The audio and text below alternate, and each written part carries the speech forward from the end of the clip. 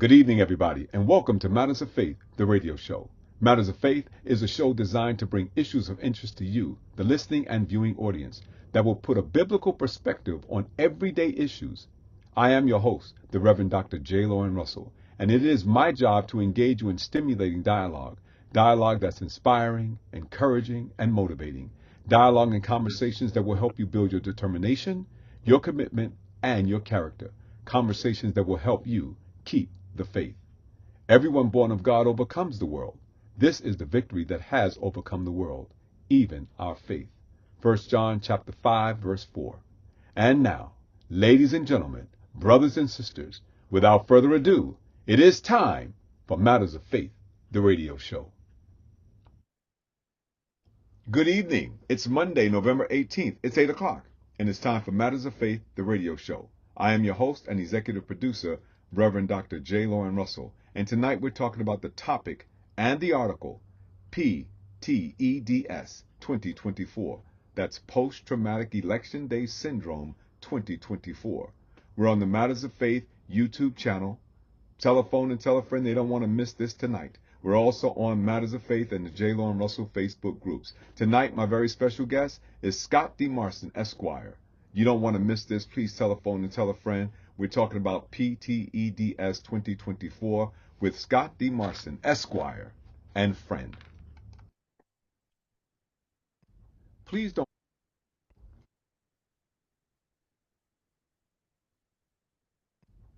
don't forget our sponsors and advertisers, the JLR Company and J. Lauren Russell Consulting, LLC, for all of your church financial consulting needs. You need a church loan.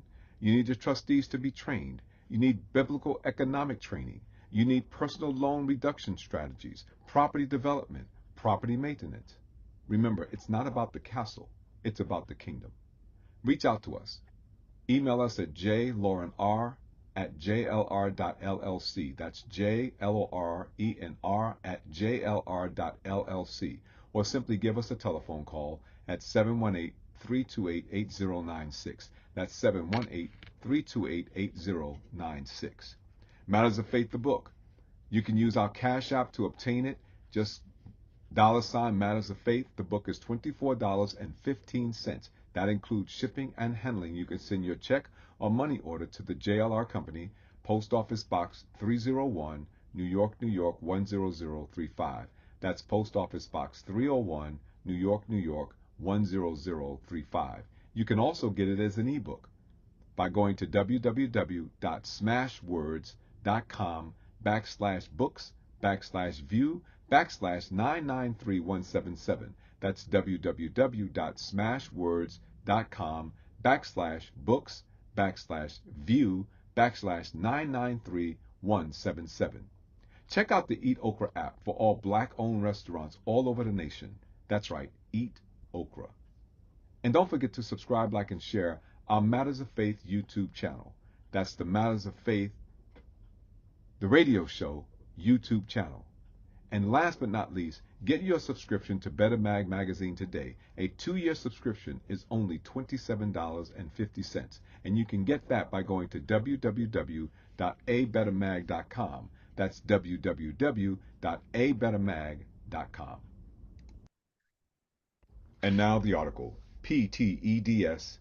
2024. That's Post-Traumatic Election Day Syndrome 2024. I've sent the link out to many of you, so you might have gotten it directly. But if you did not, you can always find it at the Yonkers Insider, www.yonkersinsider.blogspot.com. That's www.yonkersinsider.blogspot.com. The article and the column is also carried in Better Mag magazine, www.abettermag.com. That's www.abettermag.com. It can also be found on all of my social media outlets. Matters of Faith on Facebook, J. Lauren Russell on Facebook. You can find it on LinkedIn. You can find it on X. And you can also find it on the newly created Blue Sky. P.T.E.D.S. 2024. Post-Traumatic Election Day Syndrome 2024. Philippians chapter 4, verses 8 and 9.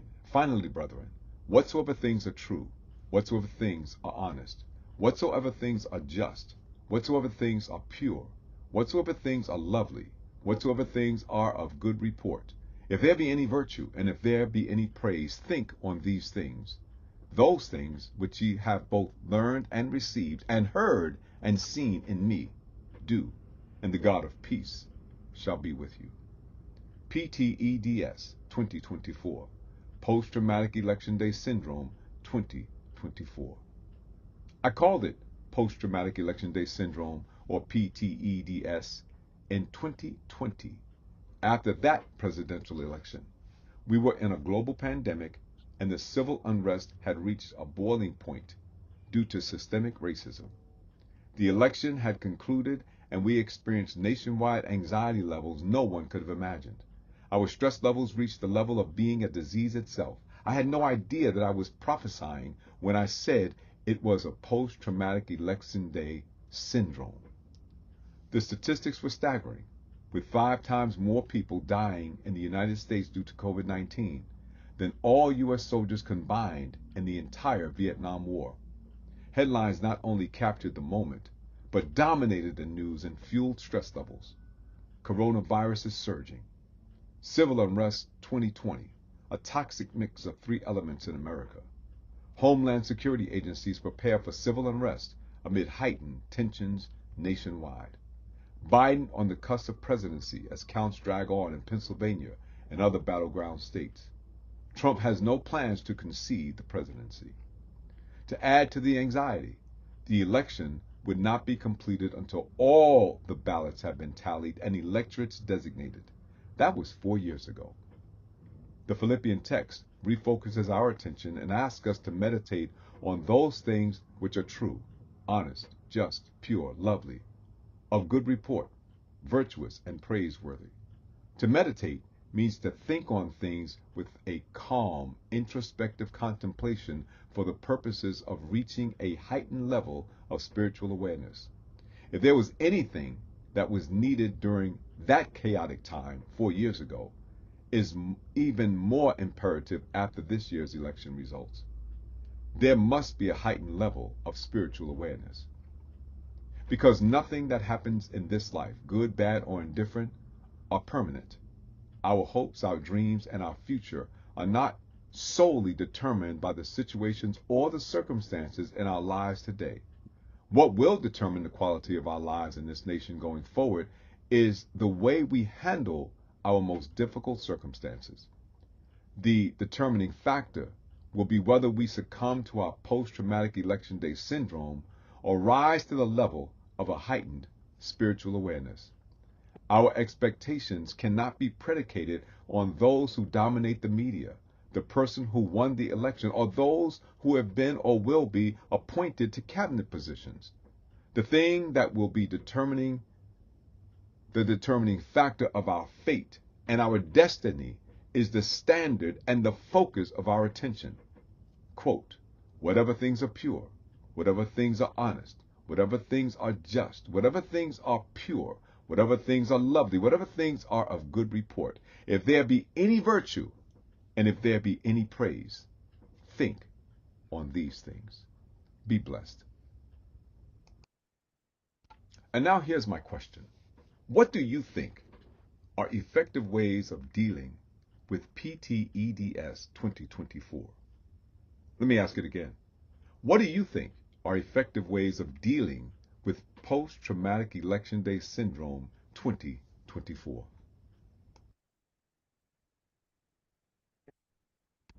And now, Matters of Faith family, it gives me a great deal of pleasure to introduce to some and to present to others my very special guest this evening, Scott D. Marson, Esquire, who attended high school at West Seneca West and undergraduate college at SUNY Buffalo, graduating in 1989 with a bachelor's degree in business management with a concentration in accounting and finance.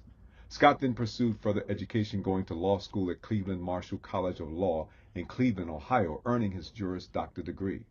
After passing the New York bar exam, Scott practiced law for several years before changing careers and going into financial planning. Scott has been employed in the financial services industry since 2002, currently working for the Vision Financial Group. Scott became a member of the Rotary Club of Amherst South in 2012 and quickly became involved with the leadership of the club, first being named club secretary, then president-elect. Thereafter, Scott has enjoyed a fairly lengthy run as club president when circumstances called. Scott began the annual Amherst South Bowl-a-thon, which has raised many funds to support the club's causes. Although leading a small club, Scott is proud of the many accomplishments that the Amherst South Rotary Club has had over the years, including its support of the Windermere Elementary Schools, its Little Free Library Project, participation in several Habitat for Humanity projects, Amherst Youth Borough Warm Winter Clothing Drive, its several international projects, and its sponsorship and support of the Buffalo State Rotaract Club. He is even more proud to represent the great membership of the Amherst South Rotary Club at the district level. Scott is a Paul Harris 3 Plus recipient. On the district level, Scott has participated in leadership teams, assisting with the president-elect training seminars, and then serving as the chair of the P.T.E.D.S training seminar, now called PELS, President-elect Learning Seminars. Scott is the immediate past district governor for Area 11, District 7090, which covers the area from western New York to southern Ontario. On a personal level, Scott is a widower of the lovely Amy Trewinski Marson, who diligently supported their 27 plus years of marriage. Scott and Amy are parents to twins, Lucas and Anila, who are now college graduates. Nearly as important, Scott is the parent of a very spoiled dog, Manny. Scott is blessed to have his parents living close by who fully supported him when Amy made her transition and are sometimes Rotary volunteers, mostly willingly. Scott is an active member of the church at St. Bernadette's Roman Catholic Church, serving as the chair of the Finance Council and teaching third grade catechism. Scott is an avid tennis player and golfer, sometimes even disc golfing, and loves to be out on his kayak. Scott enjoys doing crossword puzzles and loves to read, with a special affinity for history books. So, Matters of Faith family, would you welcome with me again my very special guest and my friend, fellow Rotarian, Scott D. Marson, Esquire. All right, I think I got you all in there. How you doing, my good brother? It's good to see you. My brother Lorne, it is so good to see you, and I thank you very much for the invite, which means I didn't do too bad the last time you had me on. So, that's a good sign. So, You didn't I do thank bad you at very all. much for that warm introduction, and it is always very interesting hearing a biography about yourself. As long as it doesn't sound like an obituary, I guess you're doing okay. So, Absolutely. Now, let me just see if I got this right. Your children are have graduated, correct? yes, so you got Lucas's name right, Okay. and How do you pronounce her my name? I was going to ask you, but I didn't get a chance Yeah, to. it's okay. It's okay. Believe me, you would be one of a great company who have mispronounced her name. Her name is Aniela. Aniela. So, and Gotcha. Aniela is a was a family name from my wife's side, which means angel in Polish. Hmm. And I would testify that sometimes Aniela might be anything but an angel, but she is still my daughter, and we love her very much so. Well, So, that's good. That's good. That's good. So how but they have you have been? graduated from college and have unburdened me from those great tuition bills. So, we're grateful for that. So. Good for you. Good for you. And good for them. Let me take this share off. We don't need to see that anymore. We're done with that for now. We come back Perfect. later on. But I'm really excited that you're here. And by the way, let me ask you this question. I've asked this question frequently, and I've asked it of all my guests most recently. Now, I read your bio. People know a little bit about you, but tell us something about you that we don't know and we really should know. Um, I have become, in light of my wife's passing, somewhat of a decent cook. Oh. Uh, so I still have my son living at home, so I find it necessary to cook dinners for us and keep somewhat of a normal household rhythm going. So, whereas I was once the person who just did the chopping up of things and Mhm. listening to what my wife told me to do, I've now become the lead chef in my kitchen, and ironically, I have done pretty well with it. So, um, recently, one of the local Rotary clubs in our district had a chili cook-off contest, Hmm. and never having really done chili before, I quickly raised my hand to volunteer that I would offer a chili entree in there, and found my wife's old recipe that we used to love, and then of course I made a few adjustments to it, and end up finishing in third place out of about 12 entrants, Oh, and wow. That's that not bad at all. the best compliment was the people who were coming up at the end of the night wanting to buy quarts of it to take home and make donations by buying the rest of it up, and said they really thought it was comfort food. So I was very happy about that. Oh, So that how is nice is something that? that you might not know I about did me. not And know. I don't know how to shop very well, mind you, but cooking I'm okay with. So Well, I think you and I went shopping once. We went to Canada, right? And yeah, shopping. So we'll leave it. We'll leave it at yeah, that. yeah, yeah. I'm not a bad shopper. The cooking part, no, Hey, I'm well, I'm done. I'm not a cook. you can come down to my house and we'll learn Sounds like a together. plan. Sounds like a Very plan. Now, good. if you ask me to make breakfast, I'll do breakfast. I can do Yes. breakfast. Well, So that's where I I, started, so I was comfortable in the kitchen from doing breakfast, pancakes, and eggs like that. But now I've had to extend the menu options available for, so that's how it works. So even ironically, I had my parents over for dinner last night, and I had made a lasagna and some grilled asparagus, and my mother goes, "Oh, this is so good." I said, "Either your taste buds are going, or maybe I'm getting better. I don't know." So no, you're we'll getting see. better. But when mom tells you that your cooking is getting better, you can bank that one. Hopefully, That's mom wasn't lying. So no, she wasn't lying. She was telling the truth, and that's a good thing. That's a good thing. I was thinking, I wrote this article. This is a redo actually, and in fact, you were on the show in 2022. yep. The original article, P.T.E.D.S, was written in 2020 after the election, where Joe Biden was elected as president. Right. And then now it's redone because post-traumatic election day syndrome kind of happened again. So I redid it. And it was interesting because it kind of corresponded with my serving as the spiritual the clergy leader, clergy guide, if you will, for the church, Evangelical Church of God, where I'm serving. I went there 4 years ago. And Okay. that was the first sermon that I preached when I got there. Interesting. And it was their anniversary time. And yesterday was their anniversary again. So I was speaking with one of the sisters at the church, and she reminded me, and she actually quoted to me the sermon that I preached 4 years ago and said, "Oh, it was called," and she gave me the title and she told me some of the key points. So I felt really good because she actually remembered this thing. And so That's I said, great. okay, maybe there's something here that the Lord is talking to me about. And so the article came about as to the sermon that I preached on yesterday. It was based on good PTESD 2024. Well, it is clearly timely, and I sort of got excited when I saw P.T.E.D.S, and I'm like, well, wait, and then the minute you said it, I'm like going, oh, I know where he's going with this thing, and I couldn't help, but the minute you said that, I thought about the call I received at 6:15 on Wednesday morning from my daughter, who had recently moved back to Pittsburgh, and was a very large supporter of Kamala Harris, and she had gone to her rally the night before the election in Pittsburgh, and was live streaming to my son and I, and taking pictures, and she was very excited.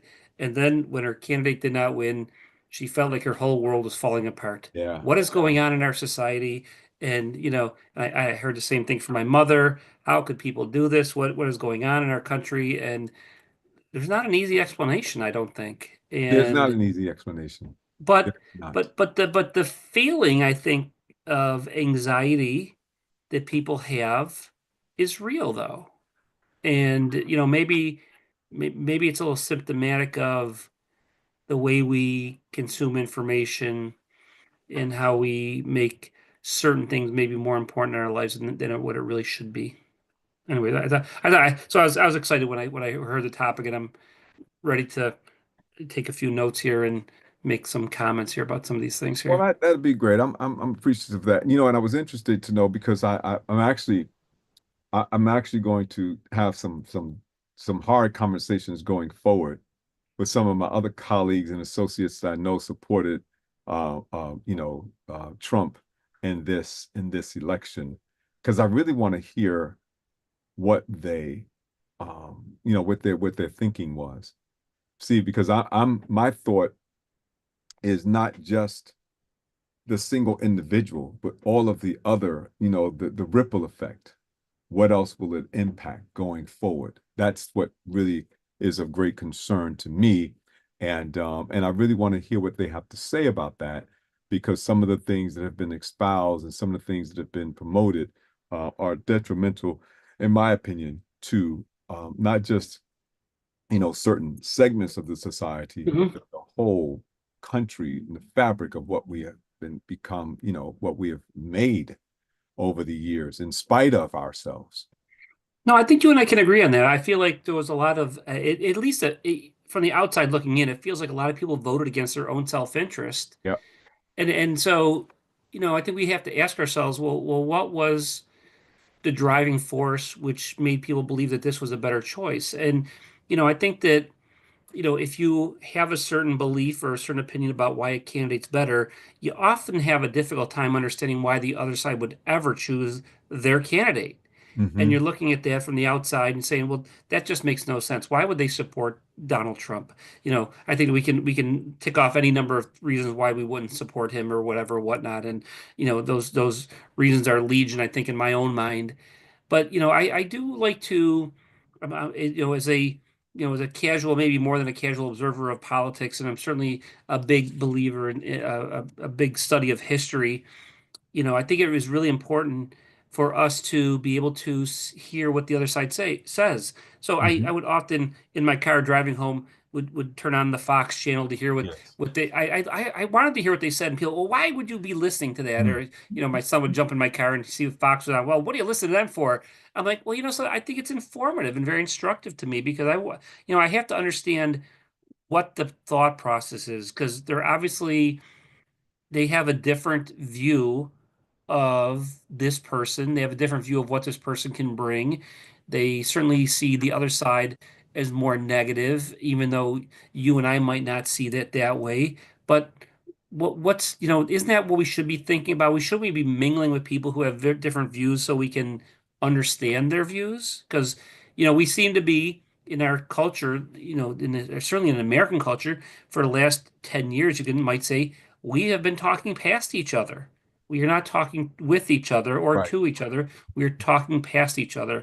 And most of it has to do with not listening, I believe. I think listening is a real big key. Your fears might be different from the fears of someone who voted for Trump. And we're not understanding that. And so, I think that you're saying what kind of thing that question, what should we be doing about P.T.E.D.S. You Right. know, and I said so I wrote down a few things really quickly in my mind. In number one thing is engage. Now you and I know, being part of Rotary clubs, that we engage with people of all different persuasions, cultures, nationalities, and we think nothing of it and we accept those differences as important. But in the political sphere in the U.S., we seem to really not be able to accept the differences that we have of opinion, or we don't want to even engage that. So I think engaging, people who think differently than us is really important. Listening, and it's something I teach third grade religion, and I will tell the kids, do you pray to God? Yes. Do you listen to God? Well, how do you listen to God? What is it? I can never hear him talking. Well, that's because we really don't listen. And I think even in conversation with our friends and our colleagues and people who we think are mortal enemies in the Mm. political sphere, we don't really listen to what they're saying. So we don't hear their concerns. And then one of the big things I think we need to do is empathize. It's a higher social IQ when you're able to empathize with people who you don't necessarily agree with.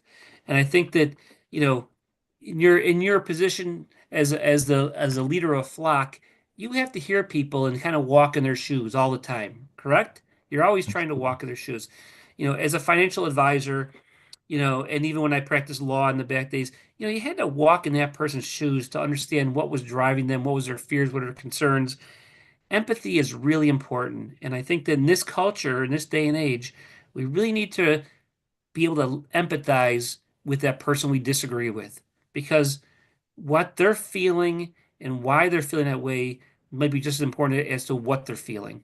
So, um, I heard a guy in the radio talk about mingling. This simple idea of mingling and getting out and being with people. I think we have this problem of, and here we are doing a podcast online, but we often get caught up on social media, and Hmm. as a result, we're Hmm. not with people. Right. And I think that when you are with people, barriers break down, you're shaking hands, you're hugging, you're looking people in the eye, and you're getting this real life, interaction. I think that's really important. And then the other thing I say is, and we do this, Lauren, volunteer, get Hmm. out and do something good. Leave your troubles behind of the political class because something, most of the things that we are being told are really important are really not important in our day-to-day our lives.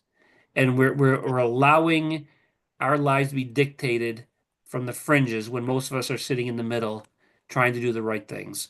And I think those are some of the little notes I just took down about things I would tell people to do. Because I think that, we all know people who vote one way or the other, and a lot of them are our friends and colleagues, Yep. and we're not throwing them under the bus because of an election, and we shouldn't. And it should be go for, and that probably that should go for people we don't know as well too. Right. Right. Well, it's I'm glad you point. I wrote them down: engage, listening, empathy, be with people, and more than just engage, but be with them and literally meet them, and then volunteer. Give of your time, give of your talents and your resources, and allow um yourself to express those gifts that you have been given and let others share in those gifts. I think those are important things. Now I want to go back to empathy for a moment and the motivation that people have and understanding the motivation. And you're in sales. You're in financial services. I was in sales. I was in financial as a financial consultant for many, many years. I still do it with churches. Um, but I've learned this over the years, as particularly as a manager, and training people, helping them to understand how the sales process works and how you become effective and you become good at it. Is really understanding where people are in their life and what Hmm. moves them to do something. And I found this out studying, talking with, and engaging with people and listening to my managers and those who came before me. And what I got real clear, four things motivate people to do anything. Now, I want you to think about this, particularly those of you who are watching, listening. Four things motivate people to do anything. Only four. Everything else doesn't matter. Number one is love. People will do things out of love. If you love something, if you love someone, you'll go to there's no extent that you will not go to. Jesus said, if you love me, right? Love your neighbor as you love yourself. If you love someone, you go back for them. My favorite movie, probably of all times now, is Forrest Gump. And there's a scene in Forrest Gump where he goes back into the fire to save one man, Bubba. He had run away, he got in the way, he did exactly what Jenny told him to do. He ran out of the gunfire and he was in the clear. He was completely free. He didn't have any more shells being shot at him. He was completely free. And then he said, Bubba, Bubba was my best and goodest friend. I got to find Bubba. And he went right back in the line of fire to find Bubba. And in the process of doing that, you got to hear this. I preach a sermon about this. I got to find Bubba. When he went back to find Bubba, he found a whole lot of people who needed his help. And he said, I picked them up and I ran them out of there. Now, you remember the scene. He took every one of them, he threw them over his shoulder, and he ran them out. And then the last person he got, next to the last person he got, was Lieutenant Dan. Hmm. Lieutenant Dan cussed him out, said, no, leave me here. I'm supposed to die here. And he fought with Forrest all of the way, even getting Forrest got shot and he was shooting back, bow, bow, bow, while Forrest is dragging him out, threw him over his shoulders, took him back to where everybody else was. And that was the clearing. That was where everybody was safe. And then he was getting ready to go back in, and Lieutenant Dan Graff said, "Where are you going?" He said, "I gotta go find Bubba." And he said, "You can't go in there. I've just ordered a napalm strike. The fast runners are on their way. They're gonna bomb the whole area." He says, "But I gotta find Bubba." And he goes right back into the line of fire. And he says, when he thought he was not going to find him, Bubba calls out, "Forrest." And he sees him. And he picks this big guy up. Bubba was a big guy, right? Bubba's like 6'3", 6'4". Forrest is this little guy, this little character, right? Picks him up, but he doesn't throw this guy over his shoulder. He picks Bubba up like this in his arms, and he holds him, and he runs out with him as the planes are coming and dropping their bombs. Now, the interesting thing about that, there's some study about sheep herders. And the Bible says if one Hmm. is astray, you go and find the one lost sheep. When sheep are injured, shepherds do not throw them over their neck like they do others and hold them by their legs. They carry them like this. And there's a reason for that. The reason that they carry the sheep, because sheep are very mild and very vulnerable creatures. They have no defense mechanisms. And when the shepherd holds the sheep like this, and the sheep recognize the shepherd's voice, they know that that's their shepherd. But they can feel the heartbeat of the shepherd, and they know they're safe. Hmm. Forrest picks Bubba up, and he cradles him like a sheep. And he gets him out, and he gets him to the clearing. And they have this conversation that's no more than, "Hey, Bubba. Hey, Forrest. Why did this happen? You got shot. I want to go home." And that's how it ends. One man, Forrest loved one person, but in the process saved a multitude of other people. Forrest was motivated by love.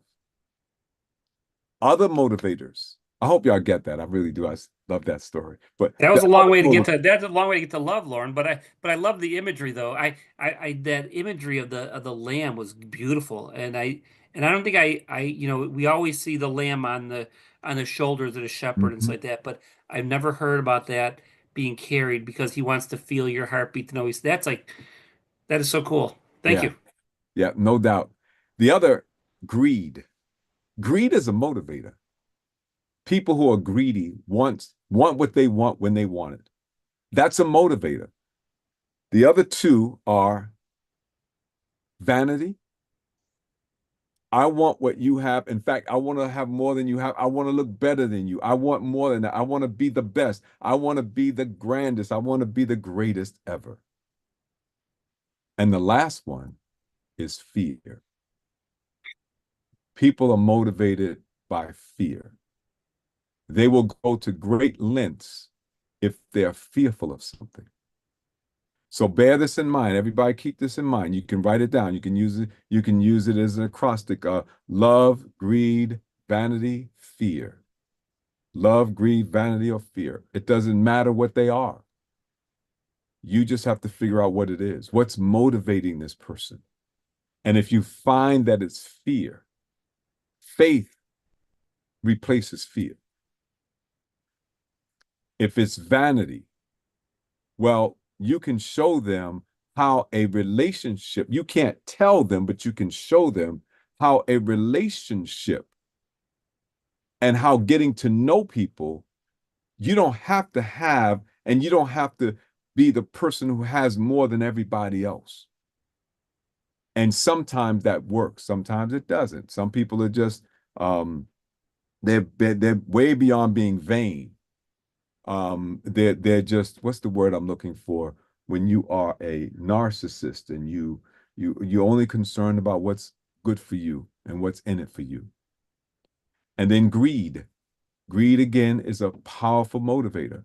But in sales, if you understand what motivates a person to do anything, to take action, then as a person who is trying to get you to take action, it doesn't matter which one it is. You just have to find out what it is so that you can help that person to make a decision.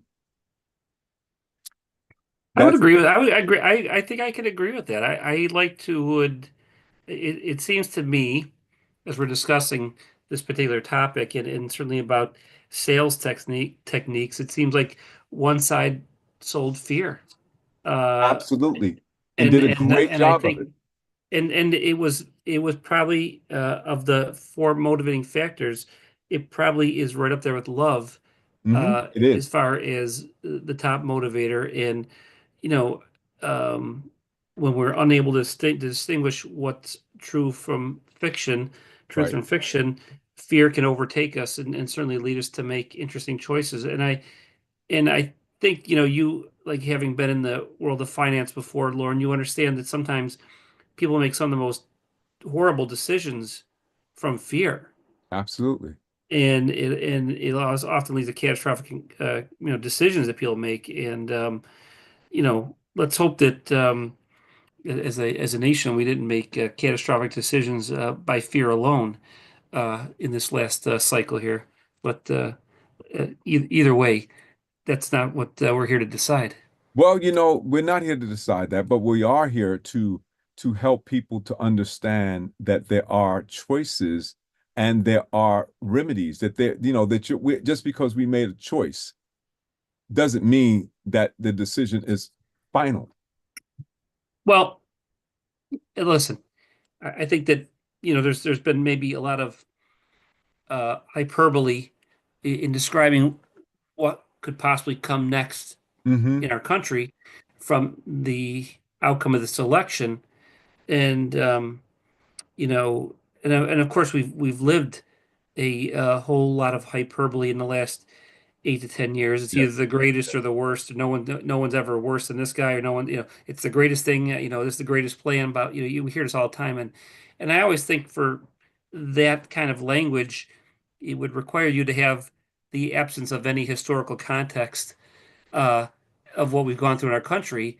Without too much thought, I can always tell people that I can always think of a few different other elections and different times that were way worse in rhetoric and way worse in outcomes for our country's history, and the outcomes were pretty devastating. And I don't necessarily believe that to be the case this time. I mean, we do have reason to have or suspect that there could be some real negative consequences, but again, it's one of the reasons why you read history, so that you put everything into proper context and don't overreact to a situation.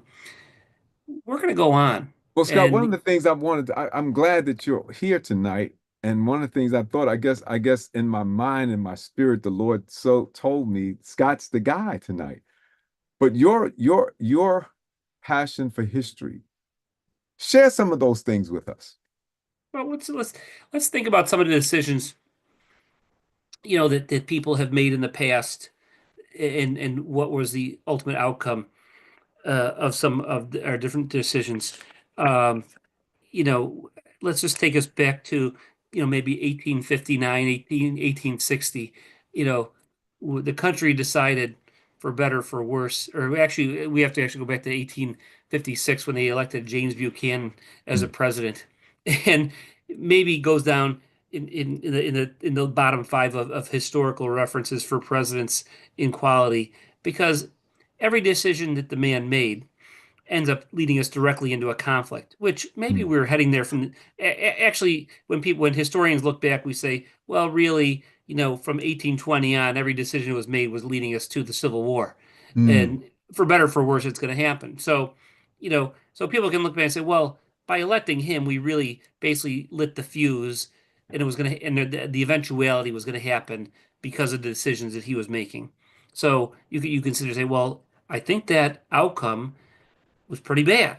You know, Although we could also look and say, well, even as a result of that outcome, the ultimate outcome ended up changing the arc of where our country was right, going.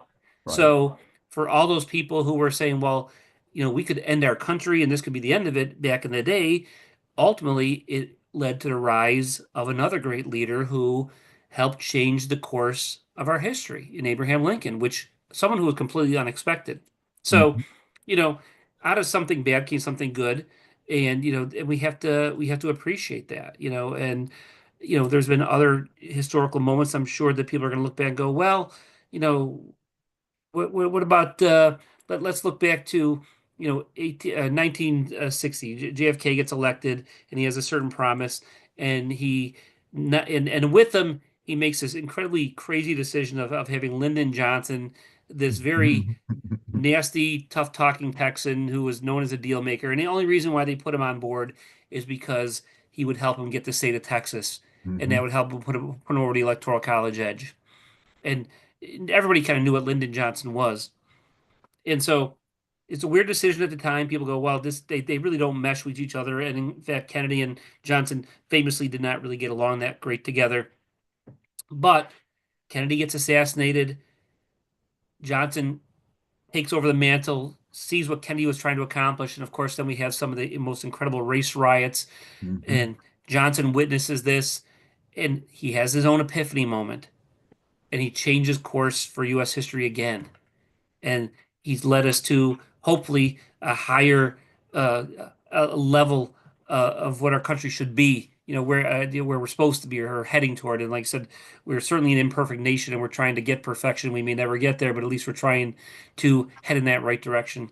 So, you see these decisions, and we always think in the moment, you might sit there and say, well, how does it get any worse than this? Well, it Mm. has been worse than this before, Mm. but our country has a interesting way of being resilient through these times, and I think that this is a time where we shouldn't be burying our heads. We should not be thinking this is the end. This is going to be the end of it, because in 4 more years we're going to have another leader, and we don't know who that's going to be. It may be someone that we haven't even met yet or understand who it's going to be, and it may change our course again because we may determine that what we see is not the country we want to be. And I Mm. think that at the end may be the core. So again, when I talk about these other things we should be doing in the meantime, we need to be re-engaging ourselves. We shouldn't be pulling away from each other. We should be running to each other, finding out about each other, Yeah. knowing about each other. Meet your neighbors. How many people Mm. know their neighbors nowadays? You know, you look around. Does everybody know the people who live in the houses right next to them, in the apartments right next to them? A lot of people don't. Why? That's the life we've cultivated in our society, for better, for worse. I think it's for worse because we don't know each other. Hmm. And that's leading to division, and it leads to suspicion. And then you have this tension that we have there. And I think that the minute you talk to someone and you break down those barriers, they're going, oh, well, the other side's not so evil. I can disagree with you, but I don't have to hate you. And we're Right. and Right. Right. that's where So, you gotta get you past. reach that point where you agree to disagree and you go on. Yeah. It's interesting. My sister lived in a small town in South Carolina, and it's predominantly a white town. My mother grew up there, and it was if I let me see if I can get this right. It was the last city, the last place in the country that had a legal lynching. Oh, that town? Yeah, it's Oh, got some history. goodness. Got some history. So interestingly enough, I see more interracial marriages and couples there than I see any place else in the world. Why do And you suspect that's the case? because they're actually close together. They, you Right. know, They're they together. people, it's interesting, right? They it's how can I share this gently but do it right? Um, what they've been taught, you know, racism is a taught thing, right? It's Yeah, not well, natural. it's So not so natural. so You have they to learn it. it's what they learned over the years, and so they perpetuate, they talk about it, and then they live it out. But when they get together, it's like they like that's my friend, and they hug and they kiss. But then they go back and they go into their own worlds, and then they do what they have been culturally sort of guided to do and to be, which makes absolutely no sense. Dr. King said that this is a schizophrenic country. Oh, absolutely. And he was right then, and it's right now. This Hmm. we have a schizophrenic personality, and we're tragically divided. And so we've got to get over that because, as you say, Scott, we've got to communicate with each other. I mean, when you and I met, it was like, wow, this is my brother from another mother. I mean, everything just kind of clicked, right? And it wasn't because we were looking for it, but we recognized it in each other. It was instantaneous. It wasn't even something we had to cultivate. It was already there. And if you're open, if you allow yourself to receive what's being given, you'll see that in a lot of people.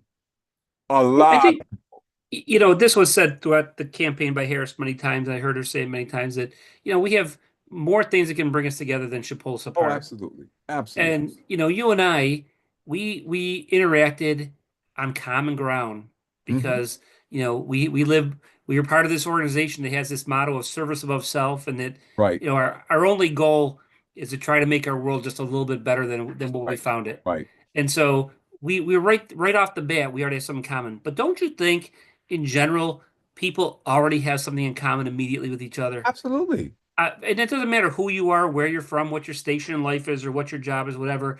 And you know this because we've attended conferences where we've met people all around the world. And what do we find is the common denominator? People want to have work, they want to have a place to live, they want to have good things for their family, they hope their kids have a better life than them. They want safety. And I'm thinking, well, don't we all want that? Right. Look at that. We're already in the same common sphere. Right. Now, It's the human experience. We all have yeah. it.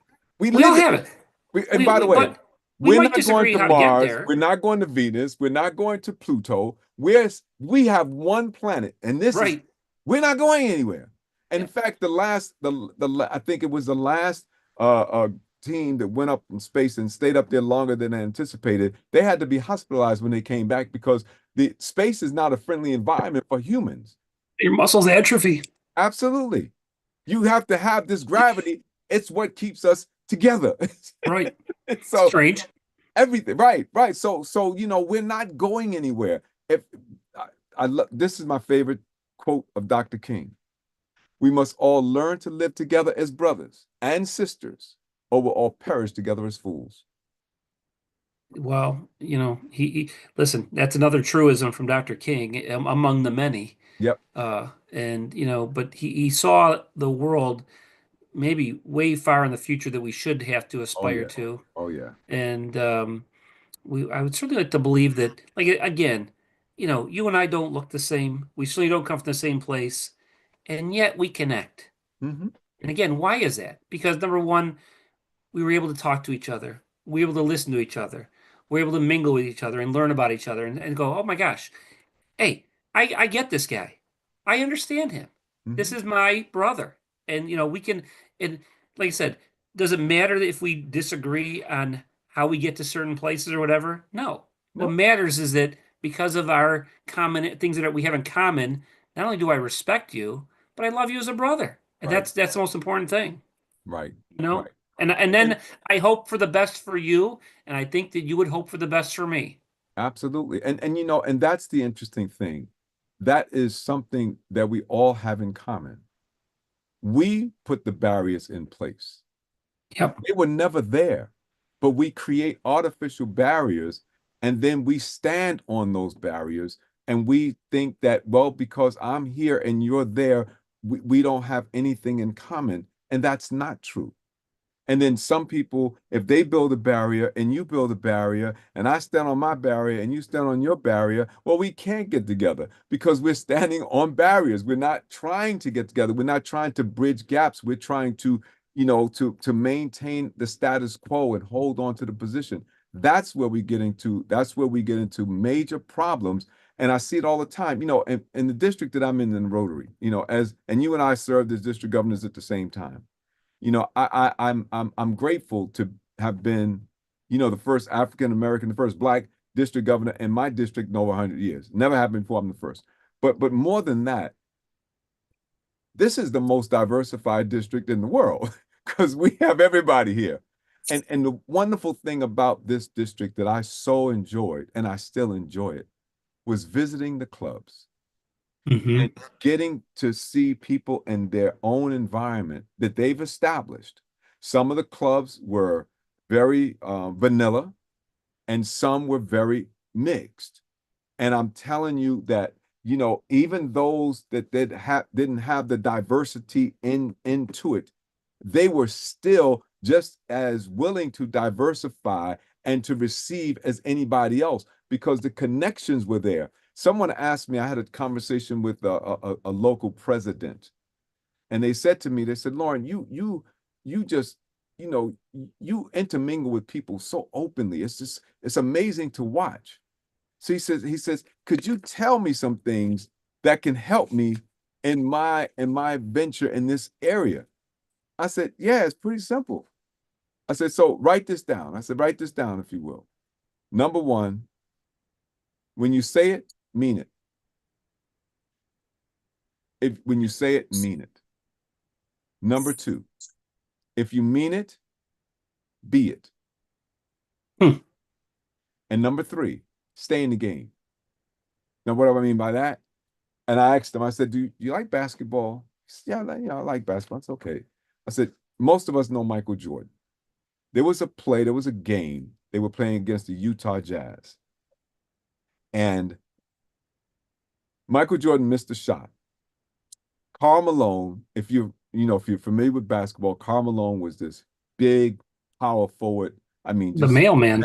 yes, exactly. A massive man, right? The He was mailman.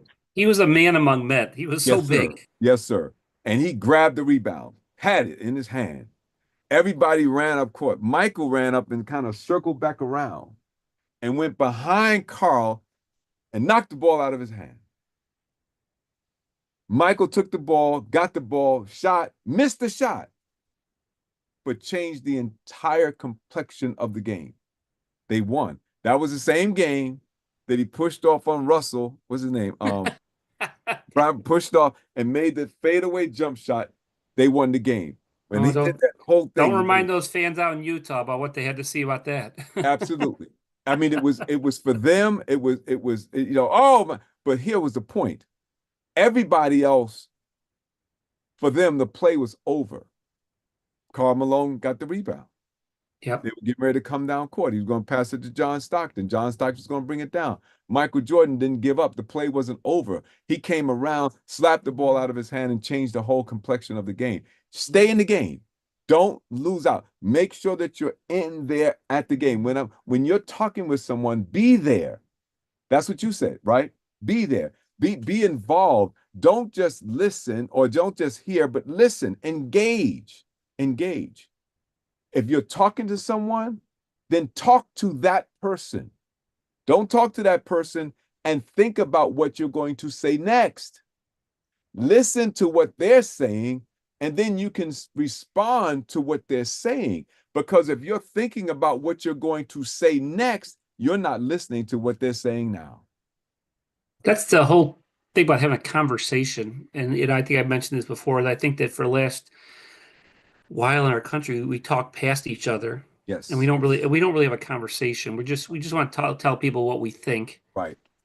We don't want to really engage. And I think it's very sad, I think, in a lot of respects, because it's very disrespectful to just talk to someone without talking with someone. Yep, And you made me think of a phrase that someone told me, in this world, you need to be where your feet are. yep. And it's the idea that when you're in the moment and you're with someone, that's your priority right there. That's And right. so That's right. engage that moment. Engage That's on. So right. you get a lot farther when you do that. When you said that about the listening, it made me think about the problem with journalism today. And I always think that, we bring people on these talk shows, and the moderator has their list of 7 or 8 questions they want to ask, and they don't even care what the answer is. They go on, they hear the question, they ask a question, Yeah, they get the answer, and they just go to the next question. And I keep on thinking, and my son will tell you this. I yell at the screen, going, "Where is your follow up? Because you didn't even listen to what they said. You have right, an opportunity to follow up and actually engage in a discussion here. You're not interested." Everybody has their own agendas, and their agendas are passing right, each other when the right. agenda should be the moment that you're in. And that's a great way of dealing with PTEDS, is engaging that moment with someone, especially Absolutely. someone who doesn't think, who you don't think thinks like you. Right, right. It's And that's the challenge, because if you're listening to them, what are you listening for? Are you listening to what they are saying? Are you listening to what they mean? well, you can't intuit that by just um, having your own opinion. You have to dig a little further. It's going to Absolutely. require you to have a little bit more of an in-depth discussion. It's going to That's right. have you do that active listening and ask a follow-up question, ask a Absolutely. second and Right. third question to get to it. Maybe, you were in sales, so you remember the old Bill Backrack sales method, what's important about to you, Yep. and you do this ladder to get to the final point. And in our conversations nowadays, we're very quick to just say what's on our mind, but we don't really get to that deeper feeling, that deeper emotion, that deeper drive. What's the motivation? What's really going on there? What's going on beneath that surface? Why do you feel this way? What's the thing that's really getting at you? And there's where we're missing out on our good connections. And Right. probably as a result of that, we're missing out on opportunities for some really good relationships out there that you wouldn't otherwise have. And I think We are. that's another problem that we have. Probably PTEDS is probably driven a great deal by the fact that we are too much alone and only hearing ourselves. So Yeah. And then, obviously with what we had during COVID, what we saw probably shocked a lot of people, because they were with themselves more than they'd ever been in their life. it was like an accelerant. Yes. It drove us further apart. Not just that, but the person, and I was looking at it from an internal perspective. When people were with themselves, not with a lot of people, they found out that they weren't really good people themselves. And a lot of the neuroses and the psychoses began to show up in big numbers. People were just starting to do things that had been suppressed simply because they were engaged in other people, or just superficially engaged with other people. But when they were found themselves alone and they had nowhere to blow that steam off, it blew their heads off. It just, how? And they just started doing crazy stuff. I mean, even today, I mean, people, more random acts of violence. Forget the random acts of love. Random acts of violence would just became regular. Why? And in households, man, husband and wives found out that they didn't really like each other, couldn't stand each other. It was okay as long as they can get away from each other. When they were confined in closed quarters for a long period of time, they found out that they didn't really like each other whatsoever. And Really interesting observation. That I think that you had to live a completely different life than you were used to, and it was more revealing than maybe we would have wanted to. absolutely, the emperor had no clothes on. And then you looked in the mirror and said, I don't like what I see.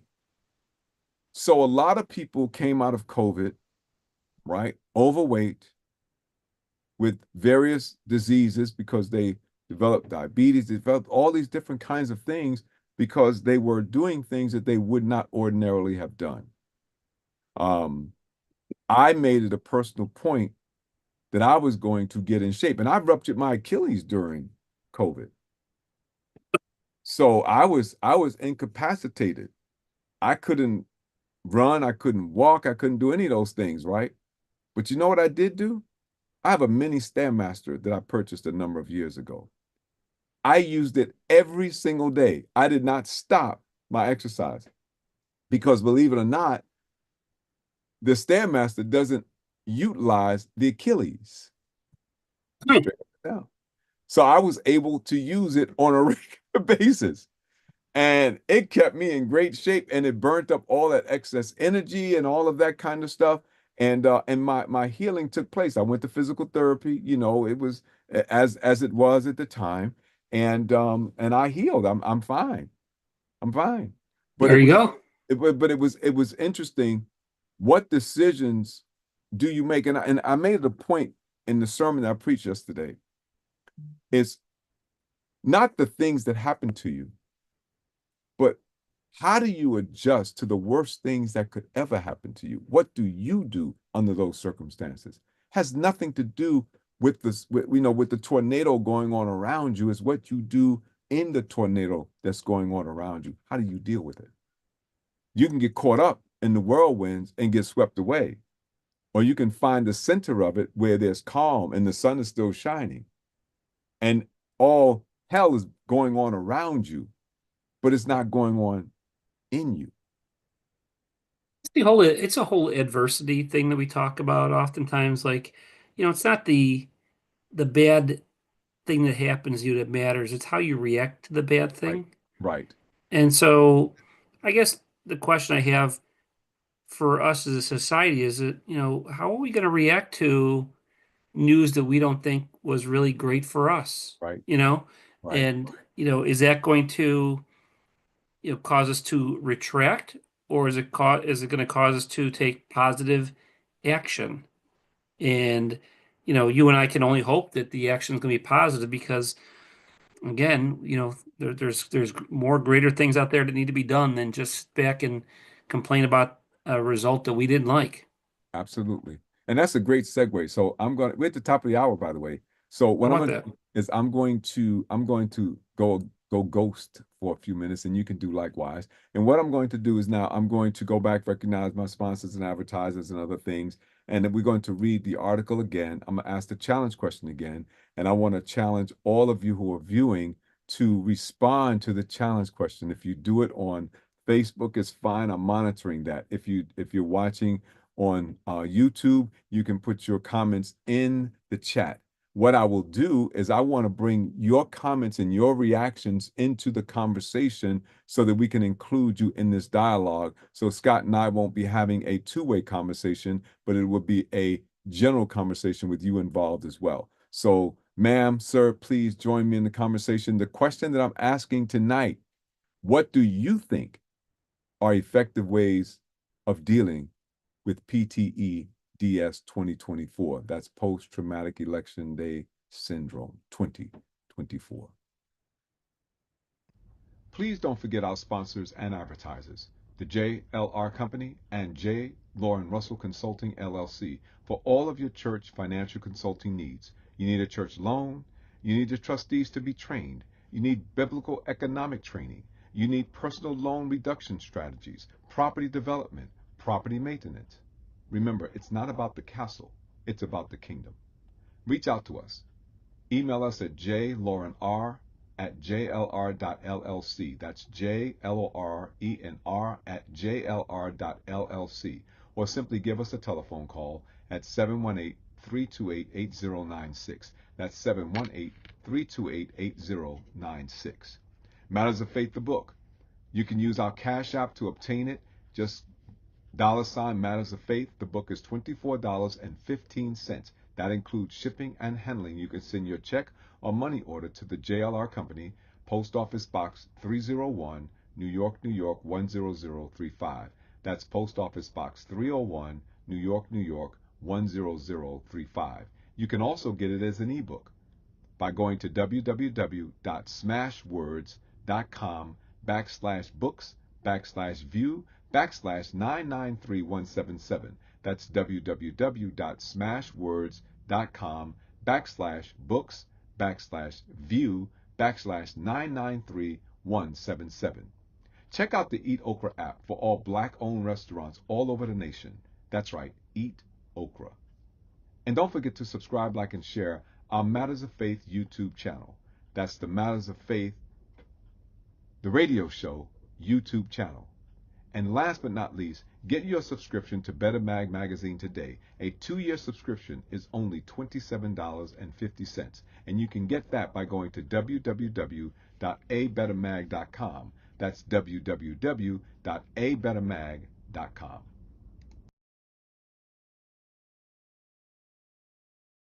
And now the article, P.T.E.D.S 2024. That's Post-Traumatic Election Day Syndrome 2024. I've sent the link out to many of you, so you might have gotten it directly. But if you did not, You can always find it at the Yonkers Insider, www.yonkersinsider.blogspot.com. That's www.yonkersinsider.blogspot.com. The article and the column is also carried in Better Mag magazine, www.abettermag.com. That's www.abettermag.com. It can also be found on all of my social media outlets. Matters of Faith on Facebook, J. Lauren Russell on Facebook. You can find it on LinkedIn. You can find it on X. And you can also find it on the newly created Blue Sky. P.T.E.D.S. 2024. Post-Traumatic Election Day Syndrome 2024. Philippians chapter 4, verses 8 and 9. Finally, brethren, whatsoever things are true, whatsoever things are honest, whatsoever things are just, whatsoever things are pure, whatsoever things are lovely, whatsoever things are of good report, if there be any virtue, and if there be any praise, think on these things. Those things which ye have both learned and received, and heard and seen in me, do, and the God of peace shall be with you. P.T.E.D.S. 2024. Post-Traumatic Election Day Syndrome 2024. I called it Post-Traumatic Election Day Syndrome, or P.T.E.D.S., in 2020.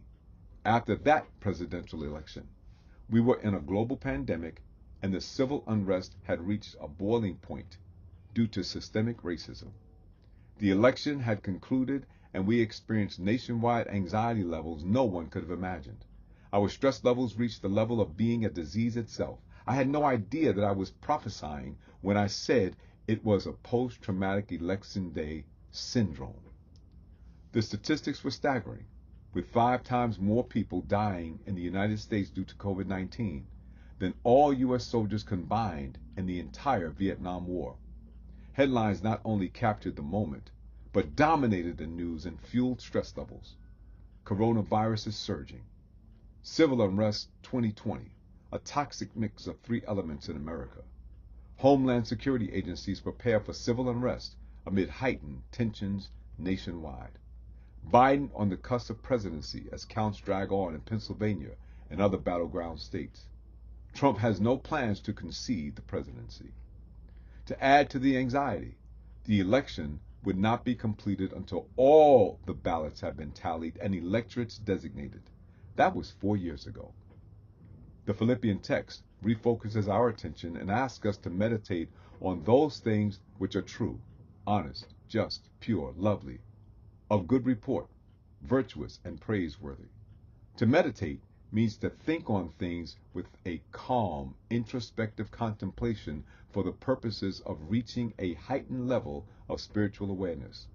If there was anything that was needed during that chaotic time 4 years ago, is even more imperative after this year's election results. There must be a heightened level of spiritual awareness. Because nothing that happens in this life, good, bad, or indifferent, are permanent. Our hopes, our dreams, and our future are not solely determined by the situations or the circumstances in our lives today. What will determine the quality of our lives in this nation going forward is the way we handle our most difficult circumstances. The determining factor will be whether we succumb to our post-traumatic election day syndrome or rise to the level of a heightened spiritual awareness. Our expectations cannot be predicated on those who dominate the media, the person who won the election, or those who have been or will be appointed to cabinet positions.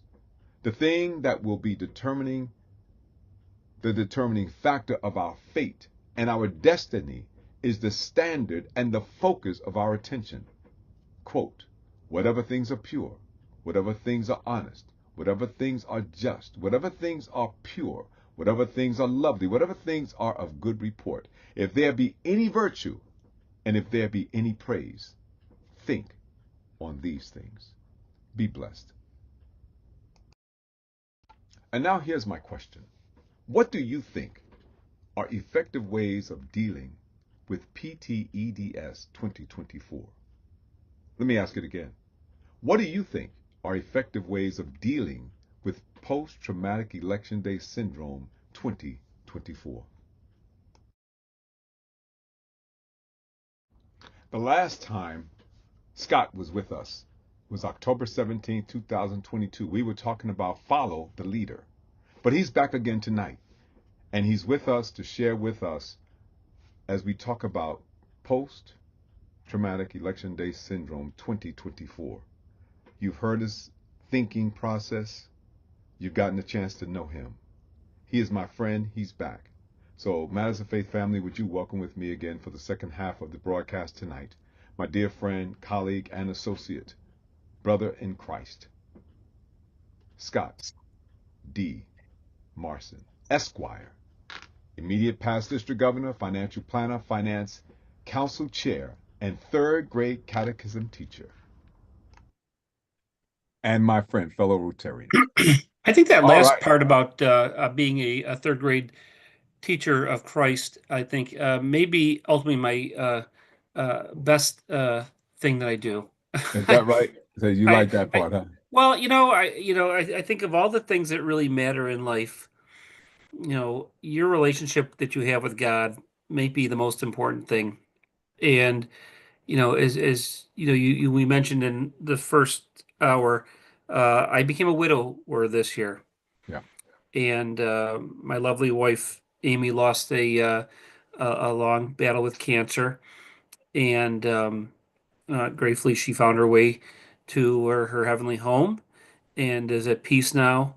But I was thinking that people would come up to me, and the interesting thing is about 3 days after her funeral, I happened to go down to the club down in Jamestown, a Rotary Club in Jamestown, to give my district governor speech. So all the while my wife was going through this very difficult year of battling cancer, I was district governor and was really still going to all my appearances and everything like that. And a lot of Hmm. people didn't know how ill she was. And, and there was many times that we had conversations and she would just encourage me to keep on going on. And, this is what you're supposed to do. This is, you're spreading this message about creating hope in the world. And, we're talking about issues of mental health and, and really we thought she was going to continue on. And the end came rather surprisingly to us, and shockingly to us.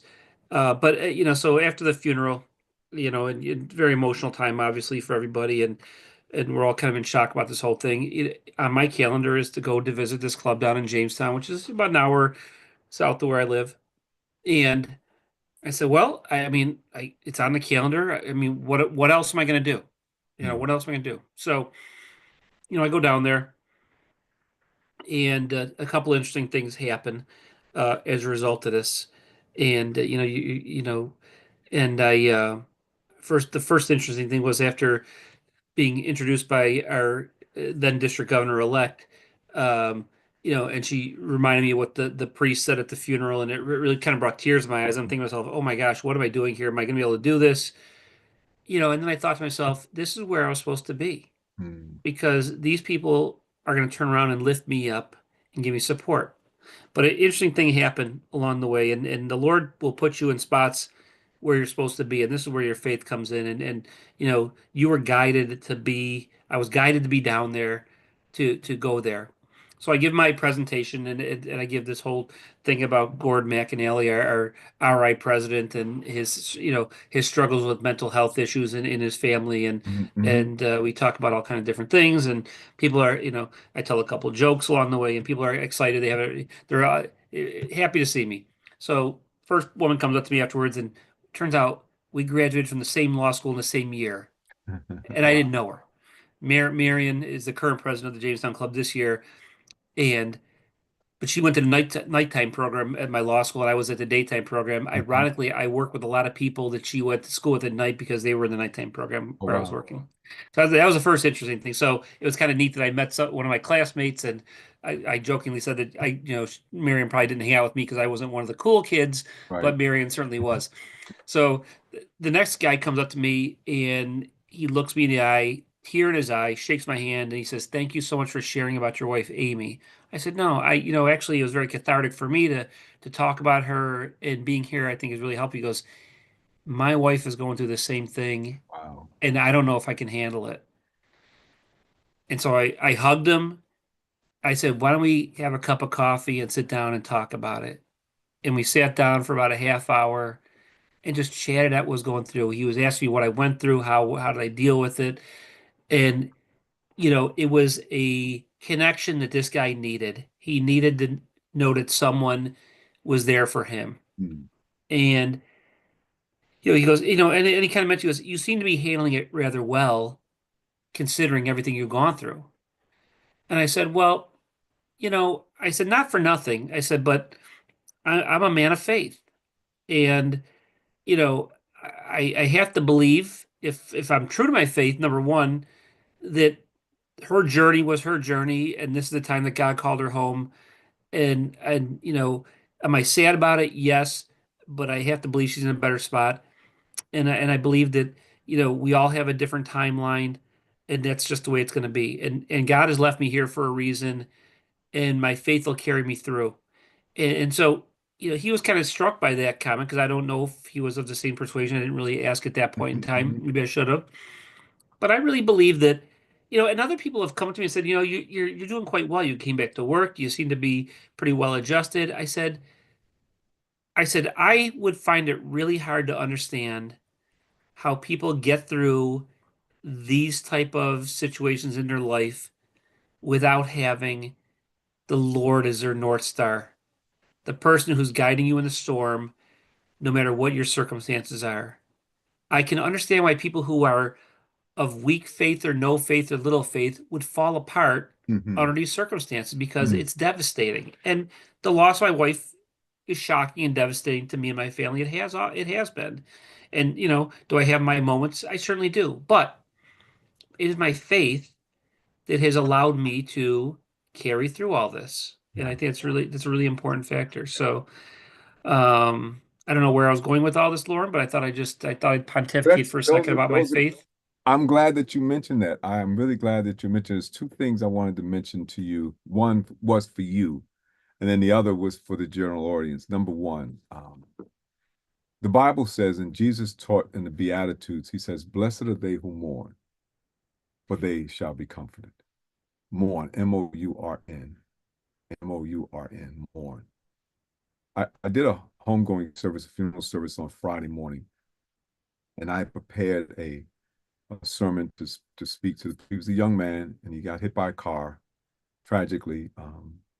Not quite sure if it was um, the car that the police were chasing or the police themselves, Ooh, but the family was broken. 45-year-old man, four kids, the whole bit. And so I had the honor of being the eulogist or the minister at the service. And so I spoken with the family earlier, got there, and I had prepared all that I wanted to talk about. And when I got there, the Lord said, don't share that. So I did something else. And I went to that verse of scripture from Matthew. Blessed are they who mourn, for they shall be comforted. M-O-U-R-N. And I talked about people of faith versus people who lack faith, like those who have no hope. But when you know who you are, you know who your loved one is, and you know their relationship with the Lord, then yet weeping may endure for a night, but joy cometh in the morning. M-O-R-N-I-N-G. The only problem is we don't know how long the M-O-U-R-N-I-N-G is going to last because it's night, it's dark, and in the darkness, things are tough, right? You don't know. The boogeyman comes out and it's night, but we know that joy comes in the morning, M-O-R-N-I-N-G. While you're going through the M-O-U-R-N-I-N-G, it's dark and it's troublesome. But we have faith knowing that in the morning when the sun rises, not S-U-N, but the S-O-N, there is joy in the morning, M-O-R-N-I-N-G. And Scott, sometimes we wake up in the morning after the M-O-U-R-N-I-N-G. We wake up in the morning and it's only 24 hours because we have that relationship. And so Mm. we are able to release them and let them go. And we're able to sustain ourselves because we're being sustained and girded up by the love that only Christ can give. And so we have that's the relationship. And Scott, that was a perfect example and a segue to talk about, this post-traumatic election day syndrome, because what happens with us is that it feels like we're in mourning. We're mourning, but we know, people of faith, that joy cometh in the morning. And as you said so eloquently, that all things work together for good to those who love the Lord. And it looks like it's the worst thing that could ever have happened. And it turns out to be some of the best things that ever happened to us in our life. But we can't lose faith in these times of mourning, mourning, because when Kamala lost that election, people went into mourning.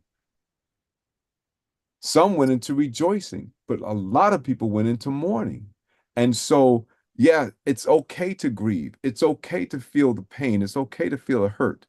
But know that joy cometh in the morning, mourning, and it is coming.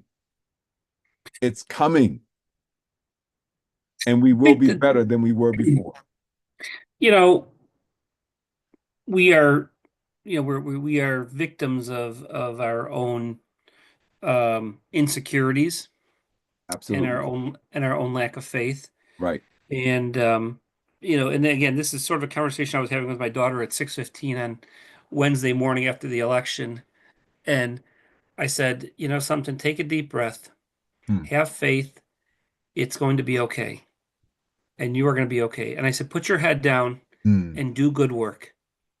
Help people. Find a place where you can help people and make a difference in your community. Hmm. My daughter moved back to Pittsburgh in September, so she calls me all the time, and just to chat, and it's so great.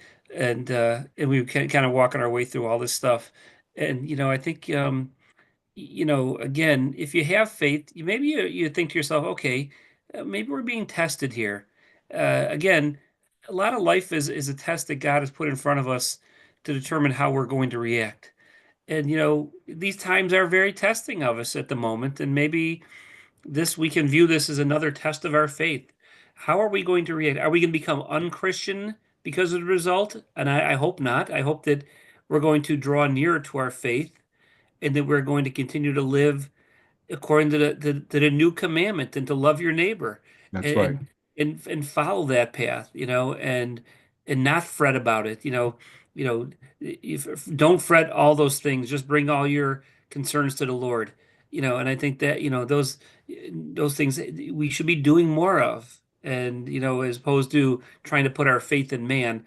I you know Right. I think I was having this conversation with a priest in my church. I said, I, I I certainly and there was a spate of church closings going on in our diocese, and I wasn't really hip to all the politics of the way things were working out, and so I was being asked about certain things happening, and I told this priest who was one of the head priests and who was in charge of this. I said, well, listen, Father, I said, you know, I appreciate your circumstance. I said, but I have faith in God, but I have not so much faith in man. And Hmm. he was very taken aback by that. I said, but that's what we're called to have is faith in God. We know that man is going to have frailties, and we should expect that these are the results that are going to happen.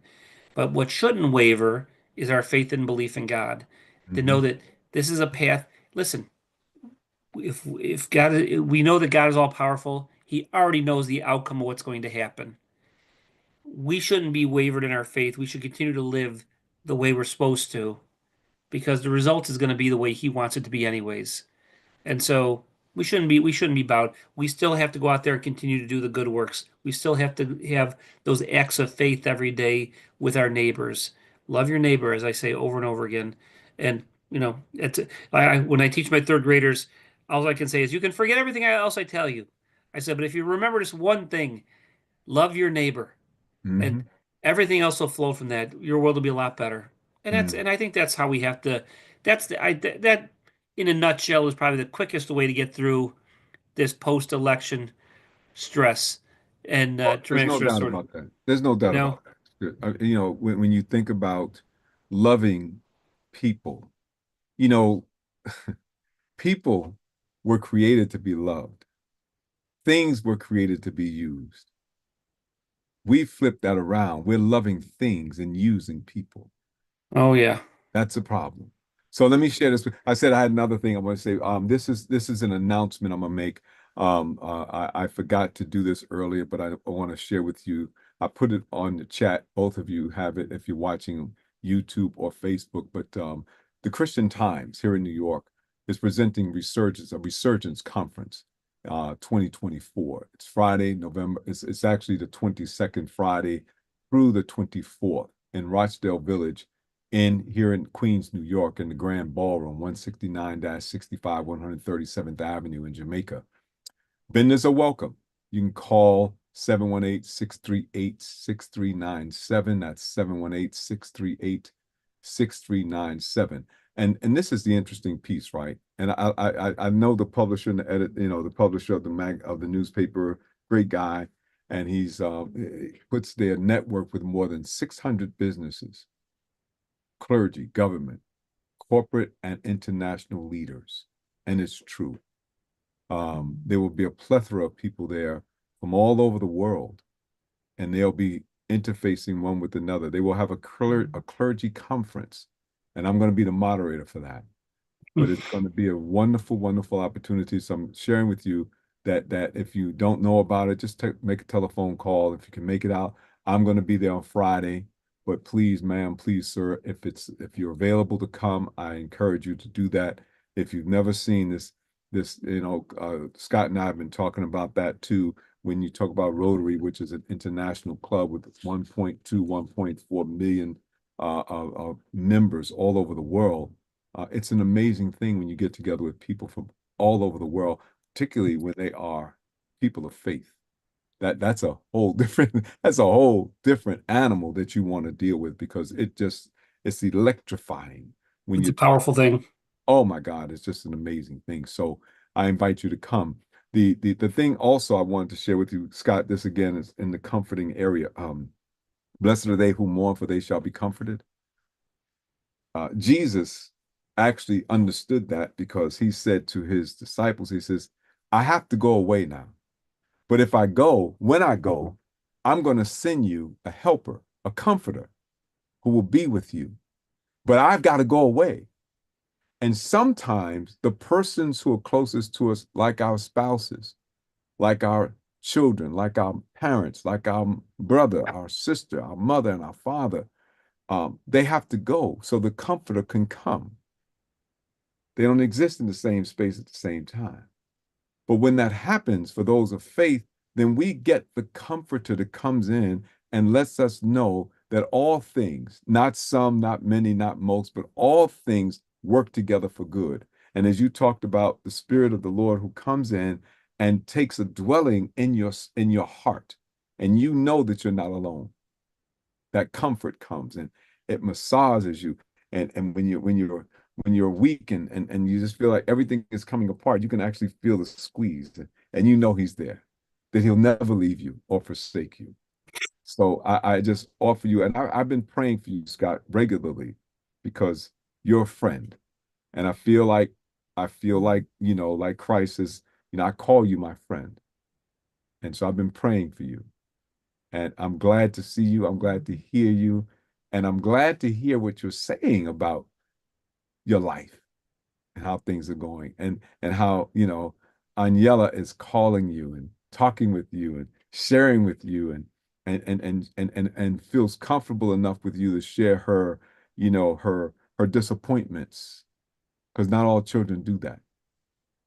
Yeah, I'm very blessed that my wife and I raised our children. I probably give more of the credit to my wife Mm, to create this sense of family and the importance of the ability to communicate with your parents and trust your parents and yes. and I'm not saying you don't have to be friends. You certainly got to have that parental relationship because I always mistake people always mistake the idea of just being friends with your kids as being a good parent. But Right. I think it's a really interesting thing to have the relationship I have with my children and how close it is, and that's been another thing that allows you to persist in difficult times too.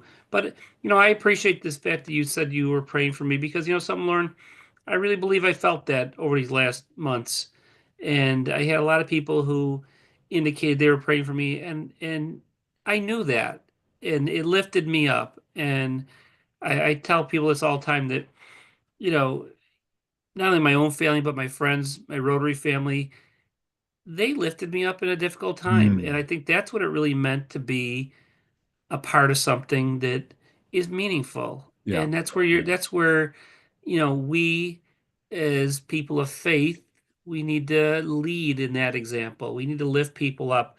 This idea, I think maybe a lot of people feel this way about the way the election went down, but there's this sense that, someone won because they were punching down Mm. and and beating on the most vulnerable people. And so, maybe this post-traumatic election stress disorder is really this idea that, we've been beaten up and mischaracterized and made to feel like we're the bad guy and stuff like that. Right. And so there's a great disappointment. I heard this one person speak, and I don't know if it was a TikTok video. Someone sent it. It was one of my Rotary friends from Canada. He's a minister, and he sent me this thing about the person feeling not disappointment of the election, but disappointment in the way the election turned out, in that Mm. the things that caused people to vote a certain way was everything against what he was taught in Mm. church and by his family, and that ruled the day. So I get why people can feel really disheartened by what went on because they feel like the values that they hold most dear were exactly the opposite of what those who drove people to vote to or vote for. And it doesn't make any sense. We voted for narcissism. We voted for greed. We voted for nastiness, Mhm. people who insult other people. We felt that people felt that was something they could vote for. And so a Right. lot of maybe, ironically, we all feel bad about that.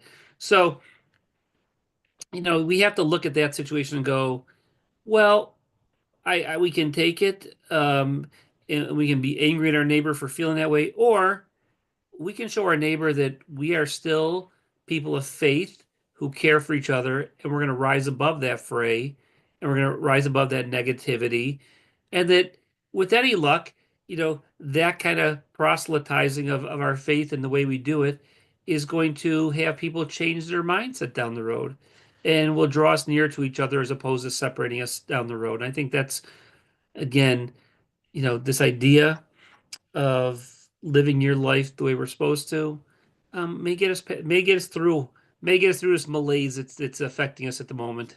Well, I think we will. Matter of fact, I'm sure we will because Paul wrote, he quoted Proverbs, but he quoted it to a magnificent um level. He in Romans chapter 12, he closes that chapter with these words: "Do not be overcome by evil, but overcome evil with good." So Well, it's the idea that light will always overcome the darkness. always, always, when the light We comes have to, on, darkness has got to go. yep.